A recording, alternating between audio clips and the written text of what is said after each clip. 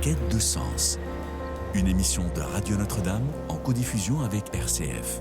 Marie-Ange de Montesquieu. Les élèves de CM2 feraient environ 9 fautes d'orthographe de plus que ceux de 1987, soit une hausse de 81% sur un intervalle de 35 ans. C'est ce que révèle notamment une enquête de la Direction de l'évaluation de la prospective et de la performance publiée fin 2022 par le ministère de l'Éducation nationale. Voilà un exemple de quoi susciter en tout cas des cris d'orfraie sur l'état de l'école et le niveau scolaire des nouvelles générations en France. Alors question que nous allons nous poser, que nous allons détricoter, je l'espère en tout cas ensemble aujourd'hui. Comment relever le niveau tout simplement des élèves en français? Est-ce possible? Est-ce mission impossible? J'espère que non.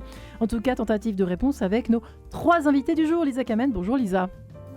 Ah, on va peut-être ouvrir votre micro, ce serait pas mal. Oui. Rebonjour Lisa. Rebonjour Marie-Ange. Vous êtes toujours maîtresse radioactive, vous êtes enseignante, chroniqueuse. Vous avez écrit cet ouvrage à la Grande Librairie qui fait couler beaucoup d'encre, on peut le dire comme cela. Comment l'éducation nationale sacrifie nos enfants chez Albin Michel. Nous sommes également en compagnie de Brigitte Pro. Bonjour Brigitte. Bonjour. Rapprochez-vous de votre micro si vous le pouvez, chère Brigitte. Bonjour à vous. Vous êtes enseignante, formatrice à l'Institut supérieur de pédagogie de Paris. Vous développez dans le cadre de l'association Alacmé la méthode du bilan et de la motivation. Et donc de votre côté, vous avez fraîchement publié Génération Z, libérer le désir d'apprendre, mieux les aimer pour les aider à se dépasser et notamment à s'améliorer en français et en orthographe, aux éditions Odile Jacob. Et enfin, Benjamin Stevens pour mettre un peu d'humour, de poésie, de légèreté, je ne sais pas, dans cette émission. Bonjour. Bonjour. Benjamin, vous êtes orthophoniste. Et alors, vous avez créé une drôle de chose. Vous avez créé cette méthode de lecture un peu particulière que vous avez intitulée Apili, apprendre, alors notamment les tables, donc ça c'est plutôt en mathématiques, mais pas seulement. Apili pour apprendre, tout simplement, en général, de façon plus humoristique. L'humour, il en manque dans les livres d'apprentissage en France. Absolument. Je dirais que maintenant ça commence à venir, mais lorsque j'ai créé ma méthode, il y avait très peu d'ouvrages pédagogiques qui proposaient justement l'humour. Surtout que Apili, c'est une méthode qui est vraiment fondée. C'est vraiment le fil conducteur, l'humour, pour aider les enfants, parce que l'humour permet d'améliorer l'attention, la mémorisation, la concentration, la motivation, et ça diminue également le stress. Donc ça aide en particulier les enfants en difficulté. Ouais, il en manque, Lisa. Honnêtement, qu'est-ce que vous en pensez? La présence de l'humour et de la légèreté. Dans les ouvrages, dans les manuels. Ouais, qu'est-ce que vous en pensez? Moi, je pense que ce qui manque dans les manuels aujourd'hui, c'est le fond. C'est-à-dire que l'humour, moi, je suis tout à fait d'accord avec l'idée de faire passer de l'humour à l'école. Mais si on compare les manuels d'aujourd'hui avec les manuels d'il y a, on va dire, des années 30 jusqu'aux années 60, dans lesquels il y avait véritablement un contenu, des véritables œuvres littéraires. Je pense en particulier à un manuel que mon père m'a donné quand j'étais petite, qui s'appelait Une semaine avec. Alors on passait une semaine avec Rabelais, une semaine avec Vigny, une semaine avec Hugo, une semaine avec les grands écrivains français. Vous donnerez les références, Lisa. Malheureusement, il faut l'acheter maintenant d'occasion, hein, mais il est en ligne. On peut le trouver sur Internet en entier, il est scanné. Moi, j'en ai acheté un deuxième parce que je ne voulais pas donner celui de mon père, je ne voulais pas le prêter à mes élèves. Mais j'en ai acheté un deuxième d'occasion que je laisse toujours dans ma classe. Et les élèves d'aujourd'hui adorent ce vieux livre, et qui n'est pas un livre drôle, mais c'est un livre dans lequel il y a un véritable contenu. Il y a un vocabulaire qui est très bien élucidé, des questions de grammaire, des questions de compréhension qui sont très intéressantes. Ça donne envie, Lisa. Voilà, ça donne envie. Avec des petites gravures qui sont... C'est pas des photos. Alors, aujourd'hui, on a des manuels qui sont... où l'iconographie, je trouve, c'est personnel, je la trouve très laide. Je trouve que l'iconographie est très hétéroclite. On mélange les photos, les dessins avec des personnages qui sont plus ou moins bien dessinés. Et elle est très fouillie. C'est-à-dire que sur une page d'histoire, il y a les définitions dans un coin, une photo, je ne sais pas quoi, une photo de la Bastille aujourd'hui ailleurs. Et puis ensuite, il y a, je ne sais pas, un texte de Louis XVI. Et tout ça, c'est mélangé sur une page. Et avec ça, il faut faire une leçon. C'est impossible pour un enfant. Ouais. Et même pour un enseignant, c'est très difficile à exploiter. Ouais, le désir d'apprendre, il y a du boulot, Brigitte Pro, aujourd'hui. Oui. On passe par là, finalement, par tout ce qui vient d'être évoqué. Oui, tout à fait. Et j'adhère tout à fait à ce qui vient d'être dit. Il y a un mélange de tout. Il y a effectivement, dans les manuels et dans certaines pédagogies qui se répandent aujourd'hui, quelque chose qui ne permet pas finalement à l'enfant ou à l'adolescent de se structurer, d'aller à l'essentiel, de travailler autour de l'analyse et de la synthèse, car effectivement, c'est exactement ce que vous venez de dire, Lisa, tout est mélangé. Donc on ne s'y retrouve pas et surtout, l'espace est complètement encombré. L'espace d'une page, par exemple, est complètement encombré. Alors que pour aller à l'essentiel, il faut pouvoir respirer, donc avoir des endroits effectivement libres, en quelque sorte, pour s'y retrouver. Et donc, quand on grossit, par exemple, aussi une photo qui n'est pas du tout à la dimension du réel, eh bien, on ne s'y retrouve plus. Vous avez un petit hippopotame et vous avez un énorme moustique dans la même page, par exemple, hein. Je prends un exemple que j'ai vu. D'accord. Vous avez un énorme moustique qui vous prend un tiers de la page et un petit hippopotame de 2 centimètres. Qu'est-ce que c'est que l'approche du réel Ouais. aujourd'hui? C'est-à-dire, bon, c'est pensé, hein, c'est pensé simplement. Il s'agit évidemment peut-être de faire du ménage au milieu de tout ça, c'est-à-dire de retrouver le fond, la profondeur, avec une entrée ludique, l'entrée de l'humour. Pour moi, le mot humour est intéressant parce que son étymologie, c'est quand même humus, donc qui est la terre. Et à C'est partir vrai de ça. là, il y a aussi la distance, c'est-à-dire Ouais. approcher par l'humour, c'est approcher par la distance qu'on peut avoir par rapport au réel.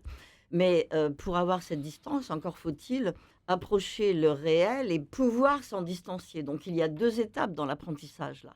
Et effectivement, le désir d'apprendre aujourd'hui, est aliéné pour moi, en tout cas pour cette génération Z, puisqu'il y a effectivement trop de choses à la fois. À un moment donné, on ne s'y retrouve plus et il y a tout un travail aussi, des équipes enseignantes, qui effectivement, en articulant, hein, leurs différentes disciplines, pourraient aussi aller à l'essentiel et alléger, effectivement ce qui embrouille, Alors hein, pour justement, je, aller, je soumets ce que vous constatez sur cette fameuse génération Z à la réflexion de nos deux autres invités, si vous le permettez, Brigitte Pro. Vous dites une nouvelle façon d'être au monde. Pour les apprentissages, 2 courants se dessinent dans la génération Z. D'une part, une peur de grandir, donc une abstention à apprendre, maintien dans l'enfance et la surprotection parentale. D'autre part, émerge une appétence cognitive revivifiée. Alors c'est peut-être une bonne nouvelle, ça pour le coup. Les oui, deux attestent d'un rapport singulier à ce que collégiens et lycéens nomment le système scolaire. oui. Lisa Kamen, il y a déjà on peut dire, alors je ne sais pas s'il y a une évolution du cerveau des enfants qui arrivent aujourd'hui à l'école, puis au collège, puis au lycée.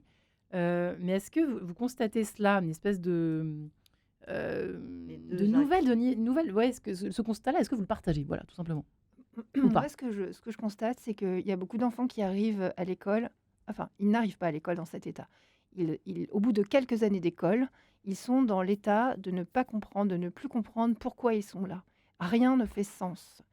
J'ai des élèves pour qui la lecture n'évoque rien, ne provoque pas d'image mentale. J'ai des élèves pour lesquels le fait d'être à l'école, c'est obéir.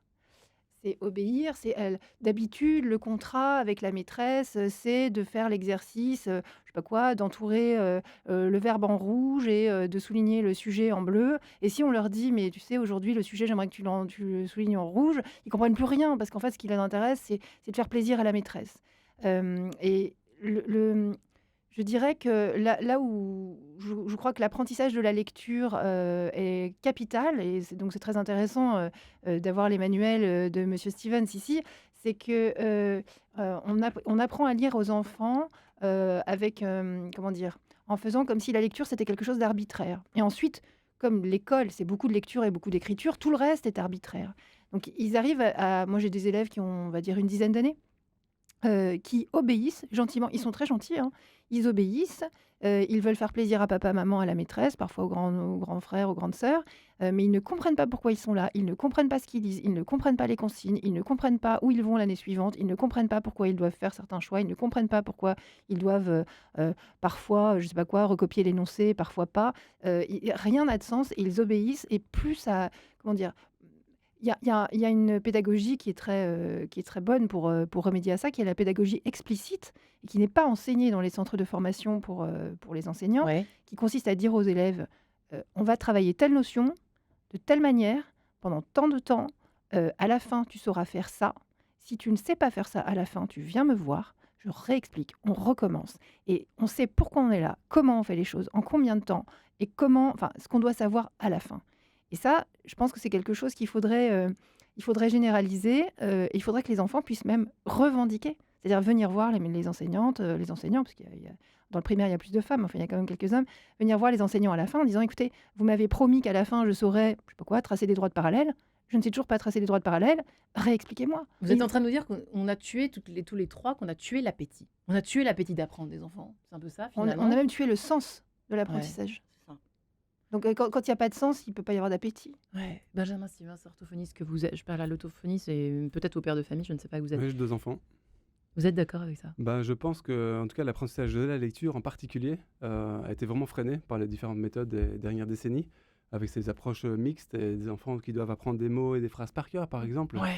Ça fait beaucoup de tort parce qu'en fait, ils n'ont pas de code et en fait, ils se demandent comment Ce qu'on arriver à appelle la lire. lecture globale? Oui, c'est Elle ça, a un nom, cette exactement. méthode. La vraie méthode globale n'a jamais vraiment Non. existé. C'est méthode mixte. Semi-globale. Oui, Global. c'est On appelle toujours mixte ou mixte, absolument. semi-global. Mais l'enfant, Catastrophe. par exemple, les phrases c'est la rentrée, le premier jour de CP, typiquement. Ça n'a aucun sens et pourtant ça se voit tout le temps. Et on apprend aux enfants à lire des mots par cœur et ils stimulent le mauvais côté du cerveau, le côté droit, alors que Oui. la zone de la lecture est du côté gauche, près des aires du langage. Et donc il faut apprendre un code. La lecture, c'est un apprentissage explicite, justement. On parlait d'explicite. Ouais. Et on apprend à parler facilement, spontanément en écoutant ses parents. Mais la lecture, non. Il faut un vrai apprentissage explicite qui passe par apprendre un vrai code et également des manuels qui sont effectivement épurés et pas trop chargés. Donc je reviens sur ce que vous disiez, pas trop Ouais, d'informations. Et au passage, on ne peut pas apprendre correctement à lire si on ne parle pas correctement. Il C'est-à-dire faut qu'il y a bon un niveau de problème. langage, C'est vrai, bien ça sûr. Bien sûr, parce qu'on ne peut sûr. pas segmenter Ça correctement les s'articule. mots. Un enfant qui dit l'avion et qui n'a pas compris que c'était un avion, enfin un Il va avion, écrire L-A-V-I-O-N, oui, quoi. bon, ça c'est un Ouais, exemple c'est sûr. très, Mhm. très caricatural, mais en fait, il y a des enfants qui arrivent à la maternelle, puis en CP, etc., qui ont un niveau de langage parlé, enfin oral, qui est tellement mauvais qu'ils ne peuvent pas entrer dans la lecture. Brigitte Pro, c'est vrai? Oui, alors effectivement, il y a, oui, les langages là, écrits oral, s'articulent. Là, vous parlez du sens, et c'est l'un des points centraux de mon ouvrage. C'est-à-dire, effectivement, nous avons perdu le sens. Donc, importance pour les enseignants et les parents d'exprimer très concrètement. Vous parliez de la pédagogie explicite, alors là, à fond, là, j'adhère. Évidemment, il s'agit que les adultes expliquent.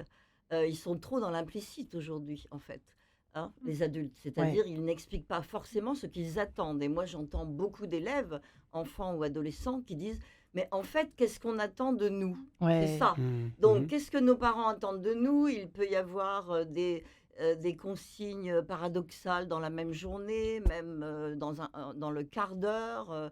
Il peut y avoir en classe, pareil, trop d'implicite. Donc, on attend quoi de nous et pourquoi en 2 mots? C'est-à-dire quel but, quel projet et quel sens pour nous, ça nous apportera quoi? Et effectivement, il s'agit que les enseignants et les parents puissent rendre explicite ce qu'ils attendent. Beaucoup n'ont pas forcément formulé pour eux-mêmes Oui. ce qu'ils attendent. Et un Mmh. enseignant qui va changer sa pédagogie car il est surpris par ce que disent les élèves au début de sa séance ou de sa séquence, eh bien, ça peut être intéressant justement hein, qu'il active sa propre créativité pour changer sa séquence. Oui, mais il s'agit qu'il ait bien en tête ses objectifs et tout ça très très clairement explicité. Alors, quand Et même, quand ouais, c'est pardon. explicité, les élèves partent vraiment. C'est une génération qui sait qu'elle manque de ça Ouais. et qui, du coup, en a envie. Hein. Il y a bien les 2 axes quand vous citiez mon ouvrage tout à Soif l'heure. de sens, de comprendre, on le C'est voit. ça, on- il y a on une le soif constate quand qui même, hein. émerge là. Tout à Ouais, fait. et Il y a ça, il vraiment les faut 2. rentrer dans la brèche. Il y a Les- vraiment les 2. Alors, quand même, ce chiffre, hein, mesdames et messieurs, si je puis dire, les élèves de CM2, 9 Mhm. fautes d'orthographe de plus en 87. Mais c'est inouï. C'est inouï, Lisa. Lisa, tout le monde, Benjamin et Brigitte. Lisa, Moi, j'ai des élèves c'est de quand même CM2. ahurissant. Là, je travaille dans une nouvelle école, j'ai des élèves de CM2 qui n'ont jamais fait une dictée non préparée.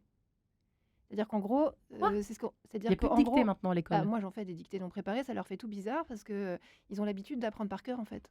Parce qu'une dictée préparée pour un élève qui a une bonne mémoire, c'est une dictée qu'on apprend Oui. par Mais cœur. une dictée, par Absolument. définition, c'est pas préparé Mais, normalement. Ah bon bien sûr que ça devrait être comme ça, mais évidemment, Ça a bien parce que changé quand, depuis 40 quand ans. on prépare les dictées, Dis la vieille. quand on que prépare je les suis. dictées, en fait, ça conduit les enfants, pour certains, à les apprendre par cœur. Donc il suffit qu'on change le sujet pour mettre un pluriel, par exemple, avec le même verbe. Bah, les enfants vont continuer d'écrire le verbe au singulier, puisqu'ils Bien ont, évidemment. ils ont photographié ce verbe Exactement. comme ça. Mhm. Et donc il n'y a plus d'analyse grammaticale. On fait très peu d'analyse grammaticale à l'école. Pareil, moi j'ai instauré là depuis le début de l'année une phrase par jour. On fait l'analyse grammaticale d'une phrase Voilà. chaque jour, nature, fonction, etc. Mais ils n'avaient déjà pas en tête ce qu'était la Mais nature d'un qu'est-ce mot, qu'ils la font, fonction. Lisa? Moi, je faisais Bien, que je- ça toute la journée quand j'étais en CM1, Oui, enfin. nous Alors, ils faisions ça s'occupent toute la journée. C'est vrai, beaucoup c'est vrai. de jardins éco-citoyens, de dangers d'Internet, de Connaître le nombre d'éoliennes égalité. dans le parc français, c'est ça que vous disiez? Pardon? On cherche plutôt à faire connaître le nombre d'éoliennes dans le parc français plutôt que Oui. d'insister sur les C'est-à-dire, mots, c'est quoi. pour ça que j'ai appelé mon livre La Grande Garderie. On les divertit agréablement avec beaucoup de choses qui sont très idéologiques. Les programmes sont infestés d'idéologie, on va dire, pour la faire Oui. rapidement, de gauche. Moi, je ne suis pas pour qu'on y mette des idéologies de droite, hein. Je suis pour qu'on enlève l'idéologie tout court, hein. Ouais. Mais en gros, Laïcité. voilà, entre les valeurs de la République, la laïcité, là en ce moment c'est les Jeux Olympiques, les jardins citoyens, les dangers d'Internet, l'éducation sexuelle, l'égalité garçon-fille, etc. Les enfants n'ont pas le temps d'apprendre ce qu'on appelle d'habitude les fondamentaux. Et donc quand ils arrivent en CM2, effectivement, on leur demande de trouver le sujet d'un verbe. Et puis personne. Alors ils prennent le mot d'avant. En gros, moi j'ai fait une dictée il n'y a pas très longtemps, c'était dans les arbres chantent les oiseaux. Quel est le sujet du verbe chante? Les arbres. Pas de problème. Mais sur Et 30 le sujet élèves, inversé, 27 Bien sûr. sur 30. Ouais, donc vous C'est pas ça- un ça- élève, c'est 27 Ces sur chiffres 30. sont donc C'est les bons. complètement logique, mais D'accord. les pauvres, comment peuvent-ils d'un coup comprendre ce qu'on leur a jamais expliqué? Comment relever le niveau des élèves en français? Il y a du boulot. Benjamin Stevens, qui est orthophoniste, qui a créé cette méthode révolutionnaire, je l'espère en tout cas. Bah oui, voilà, de bonnes nouvelles quand même. Il y a des raisons d'espérer en termes d'éducation. Et votre nouvelle méthode de lecture Happily par l'humour, voilà. Brigitte Pro qui est avec nous, qui est enseignante, formatrice à l'ICP, à l'Institut supérieur de pédagogie de Paris, mais également à l'ICP, on peut le dire. Vous qui développez dans le cadre de l'association LACME la méthode du bilan et de la motivation, et qui avait donc consacré cet ouvrage à cette génération Z, mieux les aimer pour les aider à se dépasser, libérer surtout leur désir d'apprendre. Comme c'est beau, chez Odile Jacob et Elisa Kamen, enfin, maîtresse radioactive, enseignante et chroniqueuse, notre Elisa Kamen, presque ai-je envie de dire, qui met des coups de pied sur des coups de poing pour les coups de pied sur la table, dans les fourmilières, je peux le dire, dans la belle fourmilière de l'éducation nationale. Violente. Même si on vous prête parfois bref, des intentions. Mais n'empêche que, vous le disiez à l'instant, Brigitte Pro, ce qui est quand même inquiétant, c'est que même maintenant, les formateurs de professeurs, en tout cas les futurs professeurs, font encore des fautes d'orthographe et de grammaire en première année de formation. Qu'est-ce que c'est que cette histoire? Alors oui, j'enseigne donc en sciences de l'éducation et Oui. en première année, et les étudiants, les étudiantes arrivent avec effectivement une qualité de style, de syntaxe et d'orthographe qui pose vraiment question. Or, ce sont des étudiants qui ont le bac, a priori, sinon nous ne les accueillons pas en licence. Or, le niveau qu'ils ont suppose de notre part que nous répondions à leurs besoins, car c'est quelque chose qui pose vraiment question. Il y a toute une génération de concernés, tout simplement parce qu'effectivement, au nom de la liberté pédagogique, qui au fond n'est pas une véritable liberté, au sens où si c'est pour faire n'importe quoi, c'est-à-dire la liberté pédagogique, on peut très bien ne faire que des dictées préparées, c'est une imposture pédagogique, Ouais. ça. C'est de la malhonnêteté quasiment. Je ne suis pas en train de dire que les enseignants étaient malhonnêtes durant toutes ces années, c'est pas ça. Mais il y a quelque chose qui se fait, si vous voulez, à notre insu aussi, hein. C'est-à-dire les dictées préparées en estimant que les enfants ne sont pas capables de faire des dictées sans les préparer. Eh bien, c'est ne pas les préparer, tout simplement, à l'articulation de la langue, c'est ne pas les préparer à la structure de la langue. Et les enseignants aujourd'hui qui, par exemple, en 4e, continuent à enseigner le Cid de Corneille, beaucoup ont abandonné ça, hein. Ils continuent à étudier avec eux le Cid de Corneille sans alléger ce texte-là. Eh bien, voient que les élèves adhèrent complètement. Si vraiment on leur explique et on les fait travailler là-dessus, le texte est intact, nous avons la source, et évidemment, ces enseignants-là comprennent que toute cette génération vit et a vécu beaucoup de conflits intérieurs. Et de quoi parle le Cid de Corneille? D'un conflit intérieur. Et donc, c'est par le sens que tout d'un coup, ces enseignants-là donne accès aux œuvres véritablement. Vous prenez l'exemple de l'ouvrage avec Une semaine avec Voltaire, Une semaine Ouais. avec Montesquieu. Là, c'est le temps long qui me permet d'engranger, qui permet de retenir en soi, c'est-à-dire d'apprendre, appréhender, saisir, Ouais. intégrer, et non pas chercher durant une vie entière sur un clic sur Internet le poème de Victor Hugo. Madame pose la question à un élève de 5e, Madame, pourquoi j'apprendrais le poème de Victor Hugo puisque je vous le sors, moi, à vie sur Internet. Oui, mais il n'est pas pareil de le sortir et à chaque fois de l'avoir à disposition et de le retenir en soi. Le retenir en soi, c'est apprendre, c'est grandir, c'est changer ses propres cellules parce Hmm. que apprendre, ça n'est pas des couches d'apprentissage. Une couche ne remplace pas une autre, elle traverse tout l'être. Hmm. C'est-à-dire, c'est effectivement quelque chose de beaucoup plus profond que ça, apprendre. Et donc, l'exemple que vous donnez avec le sujet inversé, ça veut bien dire que l'enfant n'a pas compris le sens. Ouais. Si ce sont les arbres et non pas, effectivement, là, on ne voit pas de sujet inversé, il y a le sens. Donc, moi, je propose aux enseignants d'oser davantage et de prendre les élèves pour qui ils sont, c'est-à-dire comme capables Mais oui. de la profondeur, comme effectivement capables d'aborder des textes en dehors de ceux qui sont allégés. Je trouve ça de l'ordre d'une imposture. On prend les enfants pour des... L'allègement des textes, alors ils idiots. n'auraient pas accès Ouais. à quelque chose qui va les nourrir, nous le savons quand On même. prend les enfants pour des idiots, Lisa et Benjamin. Il y a quelque chose de cet cet ordre-là, Ouais. moi, qui me gêne un peu. Bah, je pense qu'il y a eu Benjamin un gros changement au niveau de l'enseignement. Justement, j'ai échangé beaucoup avec une dame de 95 ans, une des premières ingénieures de France, qui est une dame que j'aime beaucoup, qui vit toujours d'ailleurs. Et je lui disais, mais comment est-ce que vous appreniez à écrire et avoir une orthographe impeccable quand vous étiez jeune dans les années 30? Elle m'expliquait qu'il commençait tous les jours par écrire plusieurs phrases avec analyse grammaticale dès le CP. Donc c'est très important. Ils faisaient 4 opérations, il y avait une dictée tous les jours et ils écrivaient 2 heures par jour au CP. Alors qu'à l'heure actuelle, ils écrivent environ 1h30 à 2 heures par semaine. Évidemment que l'acquisition de l'orthographe passe par l'écriture. Vous dites le corps, mais bien sûr, retenir l'orthographe, c'est aussi écrire les mots. Et C'est donc ça. c'est important d'écrire, les enfants n'écrivent plus assez. C'est une des raisons. J'essaie de comprendre justement pourquoi les enfants n'ont plus une bonne orthographe à les adultes actuels, et ça passe, c'est notamment une des causes principales. Ils n'écrivent plus assez du tout à l'école. Je ne sais pas si vous êtes d'accord. Lisa Je ne sais Kamel. pas si vous avez vu le plaidoyer dans le monde là pour la réécriture des classiques avec une nouvelle orthographe, puisque comme tout le monde se sent aujourd'hui incapable de remédier aux problèmes d'orthographe des jeunes générations, puisque la tâche est quand même immense, hein, on propose de faire l'inverse, c'est-à-dire d'adapter les classiques à l'orthographe actuelle.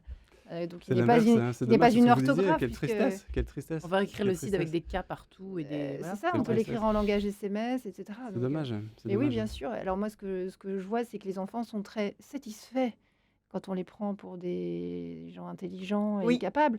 Ils sont très heureux. Voilà, quand je leur fais lire, je sais pas quoi, une partie des Misérables, par exemple, mais moi, je n'expurge rien, hein. Je donne le texte de Victor Hugo. J'espère bien. Qui suis-je pour, pour modifier Victor Hugo? Donc, je prends pas l'école des loisirs, la version adaptée, hein. Je prends le vrai texte de Victor Hugo.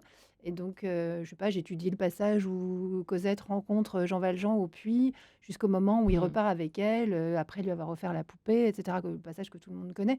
Et les enfants sont très fiers de lire Oui. seuls, seuls. Je veux dire, on accompagne en classe la lecture, bien sûr, on élucide le vocabulaire, etc. Mais d'avoir lu à l'école le texte de Victor Hugo, d'avoir su répondre à des questions de compréhension sur le texte de Victor Hugo. On fait la même chose avec les fables de La Fontaine. Moi, je fais des dictées qui sont extraites de, je sais pas quoi, de Paul Morand, Ouais. Oui. d'Orgelès, enfin de grands auteurs. Et si nécessaire, on explique. Moi, je fais jamais faire une dictée, on n'écrit jamais une dictée tout de suite. On lit la dictée 2 ou 3 fois avant, on explique tout. On fait en sorte que les enfants comprennent le contexte, comprennent le vocabulaire, etc. Et ensuite, on peut faire la dictée. Et avoir 20 sur 20 à une dictée comme ça, c'est drôlement plus sympa que d'avoir 20 sur 20 à une dictée préparée. On est bien d'accord. Brigitte Mhm. Pro, comment est-ce qu'on en est arrivé là quand même? C'est fou, on a l'impression que... Alors, les chiffres parlent de 35 ans, mais d'évolution, d'évolution vers le bas, on veut dire, de chute régression. vertigineuse, de régression absolue. Qu'est-ce qui s'est passé? La pédagogue que vous êtes, qu'est-ce qui s'est passé vraiment? Parce que, ok, là, vous parlez... En 35 ans, qu'est-ce qui s'est passé? En 35 ans, il y a eu plusieurs évolutions dans la société. D'abord, les enfants ne sont plus à leur place d'enfants. Nous arrivons à l'horizontalité, hein, c'est-à-dire la verticalité, c'est le fait que la génération précédente transmet à ses enfants effectivement quelque chose. Et là, les adultes sont en mal de transmission, pris souvent eux-mêmes par l'adolescence, un pied dans leur adolescence, un pied dans leur âge adulte. Et pour éduquer leurs enfants, ils sont restés beaucoup dans ce côté jeuniste qui fait qu'ils ont du mal à transmettre. Ils n'osent pas quelquefois transmettre des valeurs qui leur paraissent has-been. Or, elles n'ont jamais été tant d'actualité puisque les enfants en ont besoin. Et Les valeurs entre comme quoi, par autres, exemple des valeurs comme, par exemple, de vrai oui et de vrai non, qui relèvent de l'autorité. L'autorité qui n'a rien à voir avec l'autoritarisme, hein, l'autorité avec l'étymologie latine augere, qui permettent d'augmenter l'enfant, qui lui permettent de grandir. C'est-à-dire, on a plutôt exprimé des oui-oui à tout. Et donc, effectivement, beaucoup de parents, d'ailleurs, se trouvent pris là-dedans aujourd'hui, perdent de l'énergie, perdent du temps. Et l'enfant, effectivement, évidemment, a été traversé pour cette génération par le numérique, par l'illimité et l'instantané. Apprendre, c'est prendre du temps, une semaine avec Voltaire, pas 2 C'est vrai. secondes. Prendre du temps, vous voyez le travail magnifique que vous faites, Lisa, avec la dictée. Vous prenez du temps, donc ils apprennent le temps long, mais ils ont eu dans les mains la boîte de Pandore, en ayant dans les mains un smartphone très très jeune. Donc c'est l'illimité, puisque effectivement il y a là, on n'a pas de limite, hein, donc Ouais. ils sont habitués à cela et à l'instantané permanent. C'est-à-dire tout doit tomber dans la minute et on doit comprendre le sens d'un Tout de apprentissage dans suite, le hein. quart d'heure. Ouais. Or, évidemment, c'est faux. L'expression à quoi ça sert, elle ne correspond à rien par rapport aux apprentissages. Ça ne peut pas servir à quelque chose comme une fourchette ou une cuillère dans le quart d'heure. Quelquefois, on ne voit pas à quoi ça sert, mais on le verra dans 10 ans. Faut Enfin, l'accepter. en tout cas, voilà, c'est ça. Et avoir confiance, du coup, en ses parents, en les enseignants. Ça va quand même très loin, cette histoire. Hein. Oui. Allez, Lisa Si je Tout peux à me fait. permettre, je pense que ça date pas du tout de 35 ans, ça date de bien plus longtemps que ça. On récolte aujourd'hui le fruit d'une régression beaucoup plus ancienne que ça, qui continue. Peggy, début du XXe siècle, Oui. disait déjà, avait déjà repéré que l'école était un lieu dans lequel on apprenait moins qu'à son époque à lui. Peggy était instituteur. Et Peggy disait qu'une société ne peut pas enseigner quand elle ne s'aime pas et quand elle n'aime pas ses propres valeurs. Et Peggy disait, voyait déjà que la société française avait honte de ce qu'elle était et qu'elle ne pouvait pas enseigner, elle ne pouvait pas transmettre quelque chose, puisqu'en fait, elle ne croyait déjà plus en elle-même. Donc c'est quelque chose, à mon avis, qui est beaucoup plus ancien, qui se matérialise très fortement dans les années 70, à la faveur de mouvements politiques très puissants dans l'éducation nationale et dans les syndicats, à la faveur aussi de la massification du public scolaire, hein, puisqu'on se retrouve aujourd'hui, on a 12 millions d'élèves, hein, c'est Ouais. énorme, hein, 12 millions d'élèves, 1 million, quasiment 1 million de professeurs, 850 000 très exactement. Donc c'est très, ça fait beaucoup de gens à instruire, à former, etc. Et en fait, tout ça, évidemment, ça se fait forcément un peu au détriment de la qualité. Et quand on conjugue tout ça, c'est-à-dire ce début de régression qui est très ancien, je pense qu'il date du début du XXe siècle, et du début de la laïcisation de l'école, hein, je suis heureuse de le dire sur Radio Notre-Dame. Dites-moi. Oui, non, Ça mais il remonte y a- à loin, en tout cas. oui, qui est conjugué donc avec la mainmise sur l'éducation nationale de mouvements politiques très puissants dans les années 70. Et on ajoute aujourd'hui, effectivement, les smartphones, enfin les Ouais. écrans, les sollicitations permanentes que les enfants reçoivent de la part d'autres canaux que l'école. Et ça n'arrange pas nos cerveaux, et ceux des enfants encore moins. Benjamin Stevens, les smartphones, l'ère des écrans, le cerveau se modifie. Comment ça se passe pour les Effectivement, ça enfants crée, d'aujourd'hui ça peut favoriser les troubles de l'attention chez les enfants, évidemment. Et même nos vies qui sont très animées, on fait beaucoup d'activités, beaucoup de choses. Les enfants ne prennent plus le temps, justement. Et il y a beaucoup d'enfants qui ont des troubles de l'attention. Et l'attention, c'est un des facteurs les plus importants pour apprendre. Sans attention, on ne peut pas apprendre. Et c'est un problème qui est vraiment générationnel. Dans les classes, on le voit, il y a beaucoup d'enfants qui ont du mal à se concentrer. Et on parle beaucoup plus d'enfants TDAH qui ont des troubles de l'attention maintenant qu'avant. C'est vrai. Et donc, forcément, c'est un problème qui vient freiner les apprentissages. Mais pour revenir sur l'orthographe, je pense aussi qu'il y a la formation des enseignants qui Oui. est à changer, puisque les enseignants eux-mêmes essayent de faire de leur mieux, mais ils ne savent pas toujours comment enseigner l'orthographe. Moi, je vois les enfants qui viennent me voir, parce que Ouais. je suis toujours orthophoniste en libéral, et ils ont des listes de mots à apprendre, mais des mots qui n'ont aucun lien les uns avec les autres, par exemple. Ils vont faire tous les mots qui sont en rapport avec les volcans ou le cirque. Mais en fait, les mots n'ont pas du tout de lien étymologique au niveau des racines. Donc l'enfant ne peut pas faire de lien avec la langue orale. Et ça, c'est un énorme problème. Puisque quand on fait des mots de la même famille, c'est beaucoup plus facile pour l'enfant de dire grand et un D, parce qu'on peut dire grandeur, grandir, agrandir, etc. Et ça, il faut revenir à des choses comme ça. Et l'orthographe grammaticale qui passe par l'analyse grammaticale, on ne peut pas y couper. Oui. C'est indispensable que l'enfant sache qu'un nom, c'est quoi ? Ça sert à nommer. Un micro, un casque, un studio, c'est ça, c'est un nom. Et qu'on explique chaque terme comme ça de la grammaire pour que l'enfant sache ce qu'il fait. Sinon, Et moi, il j'ai écrit, beaucoup il de ne sait collègues pas. qui font pas la différence entre l'orthographe d'usage et l'orthographe grammaticale. Ah oui, Ils ben ne ça, savent c'est- pas, oui, bien donc sûr. c'est un problème de formation des Bien enseignants, sûr. on est d'accord. Mais bien sûr. Eh Oui, la formation des enseignants, c'est vraiment le point Mais central. alors, qu'est-ce qu'on peut faire? Est-ce qu'à la maison, par exemple, alors c'est quand même du boulot pour les pauvres parents qui nous écoutent aujourd'hui, qu'est-ce qu'on fait? Est-ce que le mieux qu'on puisse faire, c'est quoi, Benjamin? En orthographe, À part de prendre déjà, tout votre dépend si méthode. on a un enfant qui a un trouble d'apprentissage ou pas. Il faut savoir qu'il y a 5 à 10% de la population qui est dyslexique, dysorthographique. C'est un trouble, c'est différent. Tout dépend si on parle des enfants tout venant. Mais un enfant tout venant, on peut lui faire écrire un petit peu tous les jours et améliorer son orthographe comme ça au quotidien.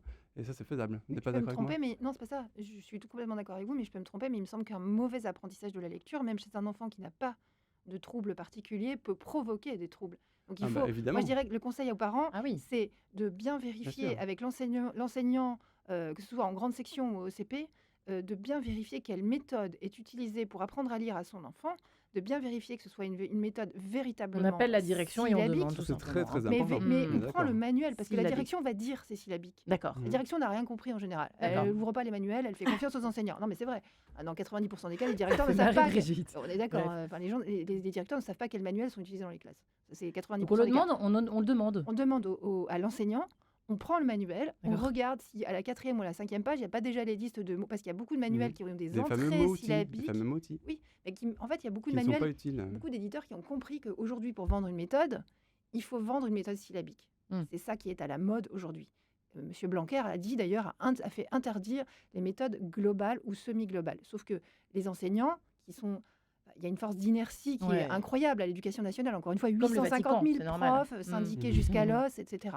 Donc ces gens-là savent très bien qu'ils sont inamovibles, que quoi qu'ils fassent, même s'ils désobéissent au ministre, il va absolument rien se passer dans leur vie. Ils sont fonctionnaires, de toute façon, ils ont passé un concours, ils ont une rente à vie. Donc ces gens-là ne vont rien changer dans leur pratique. Honnêtement, c'est du travail. Radioactive. C'est Ouais. du travail. Donc, il faut prendre le manuel de l'enfant, regarder comment ça fonctionne, mais pas feuilleter les 2-3 premières pages. Il faut bien regarder, je dirais, la moitié du bouquin D'accord. pour pas se faire piéger par ce qu'on appelle une entrée syllabique ou alphabétique et qu'au bout d'une dizaine de pages, il y ait déjà des C apostrophe EST à apprendre par cœur, Des mots à prendre par mais, cœur, dans, ouais. parfois avec des silhouettes à entourer. On doit Mhm. reconnaître Ça le marche mot pas du tout, mais. hein. Bah, ça Ça, existe c'est prouvé, encore. hein, mais ça marche pas du tout, hein. Il y a des enfants à qui on demande de reconnaître des mots comme des idéogrammes chinois. Exactement. Et donc, ça stimule le côté droit du cerveau. Exactement. Dehaene l'a expliqué. On a de la chance d'avoir un comité scientifique de Oui. l'éducation nationale qui est présidé par Stanislas Oui. Dehaene, qui est quand même Formidable. le Oui, plus tout à grand, fait. Bien sûr. le plus grand Là, c'est très, spécialiste de très la bien. lecture en Ouais. France. Ouais. Et il n'arrête pas de le dire dès qu'il peut, etc. Et puis l'année dernière, en 2022, ils ont fait une étude auprès de 16 000 enseignants pour savoir quelle méthode ils utilisaient. Et moins de 10% utilisent une méthode syllabique Voilà. à notre époque. Dans les faits, Et d'accord. dans les faits, Bon. c'est comme ça. Et certains Bah, inspecteurs sont contre, disent que ce n'est pas au programme. Donc ça, c'est très, Oui, très le corps inquiétant. inspectoral est lui-même en Exactement. opposition avec les circulaires Et ça, ministérielles. c'est vraiment Donc, inquiétant. Et on sait que c'est d'autant plus important pour les enfants qui ont un bagage socioculturel faible, Oui. qui ont peu de vocabulaire, un niveau de langage faible, parce qu'ils ne peuvent pas s'accrocher au contexte. Oui. Donc c'est encore plus difficile pour eux. Donc tous les enfants qui ont peu de langage, il faut absolument une approche syllabique, c'est d'autant plus important. Et puis on peut mettre des bouches, des gestes qui aident aussi beaucoup les enfants. Les Il y a plein de méthodes choses à Jean faire, qui hein. rit, etc. Enfin bref, Ah, c'est une c'était méthode, vieux tout à ça. fait. Ouais. C'était mon C'est- époque. C'était ma Bref, méthode aussi. Lisa, vous connaissez même pas. si. Bah, bah. Jean Curie, c'est connu. mais ça fonctionnait bien. Mais ça fonctionnait bien. Très, très bien. Ça, moi, j'ai Ça appris fait en un ses preuves. été à Pourquoi pas. lire. Bien sûr. Bon, ma maman aimait bien nous apprendre tous à lire. On a eu de la chance. Mais bon, bref, quand Mhm. on a même pour les professeurs, ça peut marcher aussi. Alors, nous parlons de l'éducation et surtout le niveau de français. Comment relever ce niveau de français des élèves de notre beau pays qu'est la France? C'est pas gagné, mais on peut y arriver avec des petits moyens, peut-être à la maison, peut-être si l'éducation nationale nous écoute. On a besoin toujours, c'est une espèce de je sais pas, de ventre mou, comme disait Nietzsche, parlant de l'État. Je sais pas, on sait pas qui c'est l'éducation nationale parfois. Benjamin Stéphane, c'est avec nous, orthophoniste, qui a créé la méthode de lecture Rapili et qui a beaucoup travaillé justement une réflexion que vous avez menée sur les causes justement qui sont à l'origine de ce mauvais niveau des élèves en français, en lecture, en orthographe. Tout se tient. Brigitte Pro est enseignante. Elle forme à l'Institut supérieur de pédagogie de Paris. Elle a écrit Génération Z chez Odile Jacob, Libérer le désir d'apprendre. Et puis Lisa Kamen et son ouvrage La Grande Garderie, comment l'éducation nationale sacrifie nos enfants chez Albin Michel, et qui est maîtresse radioactive et encore enseignante, qui a 30 élèves, qui corrige encore des dictées non préparées. Merci Lisa d'avoir reprécisé. Mais c'est vrai que nous ne sommes pas non plus aidés effectivement par cette force d'inertie. J'ai l'impression que c'est effectivement là où le bas blesse. Vous l'avez dit, Lisa Kamen. Benjamin Stevens, on parlait des petites astuces, apprendre à lire. Alors, tous les enfants n'apprennent pas à lire tout seuls dans leur coin, évidemment, à la bibliothèque, au rayon des livres. Mais en revanche, il y a quand même des choses qu'on peut peut-être faire. Les vacances d'été, entre la moyenne et la grande section, ou la grande section LCP. Qu'est-ce que vous conseillez, l'orthophoniste que vous êtes, pour éviter de tomber dans le piège d'une éventuelle mauvaise méthode semi-globale. Déjà, il faut s'assurer que l'enfant a un bon niveau de langage oral, donc il faut lui lire beaucoup d'histoires. Donc D'accord. ça, dès la plus jeune enfance, dès 6 mois, on peut lire des histoires aux enfants, tous les jours, idéalement, pour qu'il ait un bon niveau de langage, un bon niveau de vocabulaire, c'est très important. Et puis, généralement, en grande section, 5 ans, c'est idéal pour apprendre à lire. On peut déjà, lui effectivement, utiliser un livre comme peut-être Apili ou une autre méthode syllabique pure, où on apprend les premières correspondances, phonèmes, graphèmes, donc les lettres et les sons, qui sont produits par ces lettres, commencer à lire des syllabes grâce à la combinatoire, on combine 2 lettres, et puis avec ces syllabes, on lit des petits mots et des petites phrases. Déjà ça, c'est un beau programme pour la grande section. Alors, on va regarder pendant que... C'est le gros en dessous. C'est la Ah oui, méthode pardon, de je suis dans les lecture. maths. En dessous. C'est tout en bas, la Bravo. méthode de lecture. C'est tout en dessous, c'est le gros livre en dessous. Ah oui, c'est le de gros la livre en méthode. dessous, pardonnez-moi. Ouais, Pendant ce temps-là, Lisa Kamen, pendant que j'arrive à trouver ce que je cherche depuis tout à l'heure, quelles sont vos astuces de votre côté Alors moi, j'abonde dans le sens de Monsieur Stevens. Il faut absolument lire des histoires aux enfants et des contes, la mythologie, ne pas les expurger ni de ce qui est difficile à comprendre, entendre, ni des temps. Par exemple, un conte de fées, normalement, ça s'écrit à l'imparfait et au passé simple. Quand un élève de CM2 ne comprend pas que dans la phrase « il fit du feu », le verbe « fit », c'est le verbe « faire », c'est qu'on ne lui a pas assez parlé. Alors, on ne peut pas parler au passé simple à des enfants quand on leur demande qu'est-ce que tu veux pour le goûter, hein, c'est sûr. Mais quand on leur lit des contes, ils sont écrits, tous les contes que je connais sont écrits à l'imparfait et au passé simple. Et l'enfant comprend dans le contexte qu'il y a des actions qui durent et des actions soudaines. On n'a pas besoin de lui expliquer. Je veux dire, les parents qui font ça facilitent le travail des enseignants et surtout font un vrai beau cadeau à leurs enfants. Donc, lire des histoires aux enfants, des vraies histoires avec C'est des le plus beau temps cadeau qu'on peut faire à un compliqués, enfant. du vocabulaire, en contexte, Ouais. l'enfant comprend très bien. Et s'il ne comprend pas, il te pose la question. Et en général, on y répond. Voilà, des contes, de la mythologie, leur faire lire, évidemment, s'ils aiment, je sais pas quoi, les voitures ou les châteaux forts, des petits albums documentaires avec des dessins légendés, les imagiers, c'est formidable. Des Bien vrais sûr, imagiers, bien sûr. des dictionnaires C'est super, visuels bien avec sûr. 5 langues. À chaque fois, l'enfant dit oui, mais en espagnol, alors on dit comme ça, je sais pas quoi. On a un 3-mâts qui est légendé avec toutes les voiles, toutes les parties du bateau. Les enfants Mhm. adorent ça. Ouais. Leur faire décalquer, relégender, ils adorent ça. Tout ce qu'ils peuvent faire qui a, comment dire, c'est toujours pareil, tout ce qu'ils peuvent faire qui a un sens pour eux et en contexte. Et encore une fois, sur un temps long, hein. Une histoire, ça se lit en entier. On fait pas, moi j'ai entendu quand j'étais en C'est formation. bon à savoir ça, Oui, Lisa. alors, évidemment, parfois, si moi je lis en ce moment les Mémoires d'un âne à mes fils, je peux pas le lire tous les soirs, enfin, je peux pas lire le livre en Un entier. chapitre, du coup, Voilà, une donc lire un partie. chapitre entier. Et même si on se couche 5 minutes plus tard, c'est pas grave, on va pas couper en plein milieu. Moi, quand j'étais en formation, j'ai quand même entendu dire qu'il fallait lire aux enfants des textes sans leur donner la fin, parce qu'il fallait que leur imagination travaille. Mais moi, bêtement, quand je suis arrivée devant ma première classe, j'ai voulu appliquer ce qu'on m'avait dit de faire en formation, mais c'était la révolution. C'est-à-dire que les enfants, ils voulaient la fin, et ils avaient raison. Je l'ai plus jamais fait parce que je me suis retrouvée avec des élèves qui étaient frustrés. Parce qu'on ne leur donnait pas la fin du conte, on leur disait imagine la fin. Parfois, l'exercice, c'est même écrit la fin du conte toi-même. Mais l'élève sait qu'il y a une fin au conte, il sait qu'elle existe. Elle existe, que quelqu'un l'a surtout. écrite. Voilà, c'est ça. Pourquoi est-ce qu'il irait À la limite imaginer de une fin pondre un conte Ah bah ça, soi-même, c'est autre ça c'est un chose. exercice. On a le droit Mais d'imaginer tous les contes qu'on veut. Mais quand Andersen écrit La Petite Sirène, il écrit une fin. dire à un enfant, bah non, tu sais quoi, je vais pas te donner la fin parce que t'as qu'à avoir un peu d'imagination.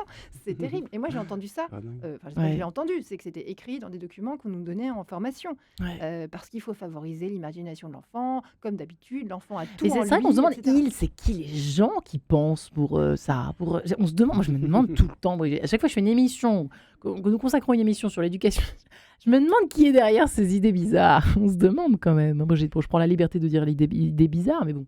Oui, il y a une vraie question. Oui, effectivement, Qui qui il cela représente?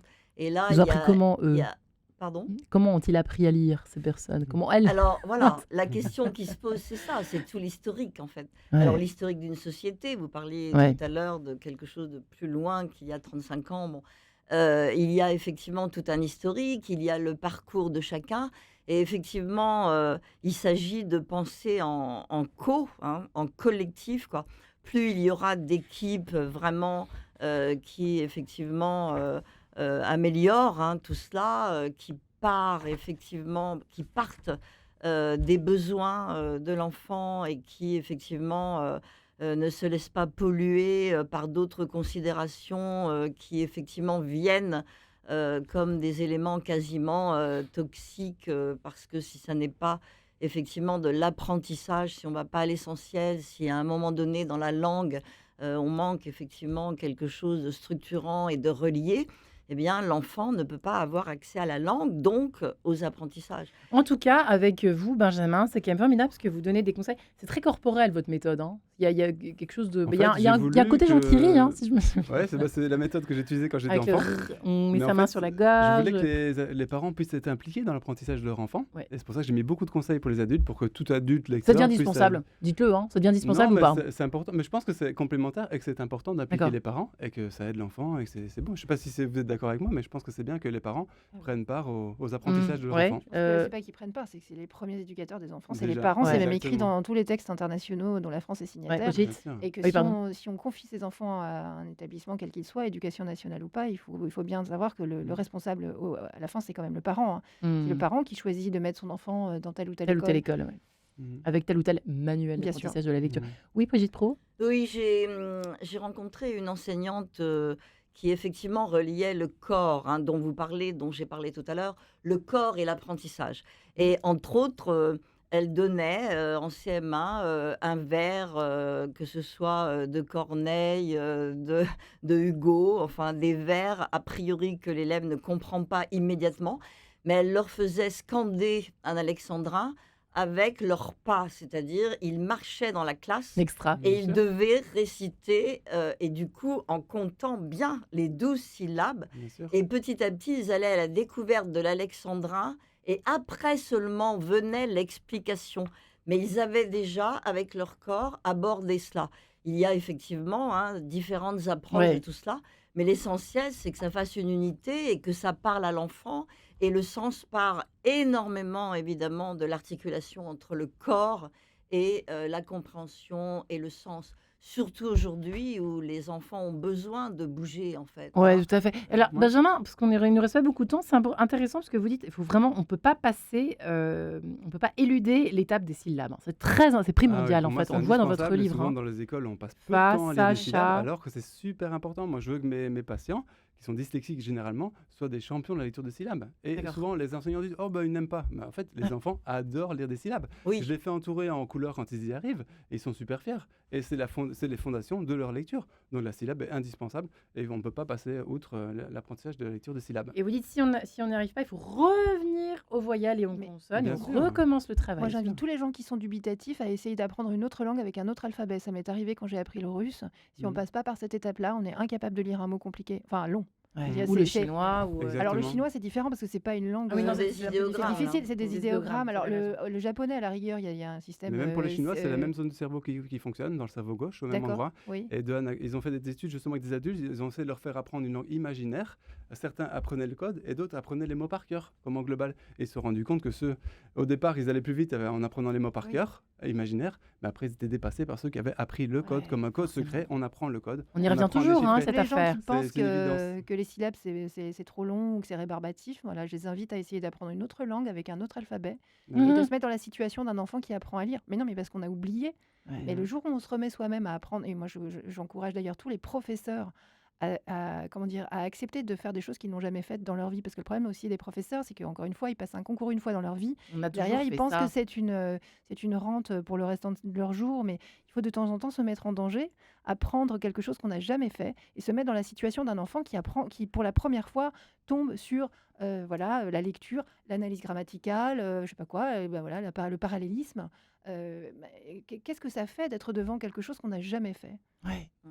Et c'est vrai que là, Mm. on parle juste de l'apprentissage de la lecture, mais c'est vrai que après, il y a l'apprentissage de la grammaire. Si on n'a pas la lecture, j'imagine, hein, C'est Benjamin. d'abord Mais si la lecture n'est mais pas acquise, c'est quand même l'écriture, compliqué d'avoir la grammaire. oui, c'est certain, non mais en fait, ça se fait en parallèle. Oui. L'apprentissage de l'écriture est En indispensable général, ça se fait en parallèle. de la lecture et ça aide Ouais. généralement à Petit même à petit. mémoriser les lettres, le bruit des lettres, Ouais, l'écriture c'est vrai. et l'orthographe. Et vous dites comme pour les mots-clés, les mots isolés, laissez l'enfant relire la phrase plusieurs fois si nécessaire afin qu'il la comprenne. Ne la répétez pas une fois qu'il l'a lue.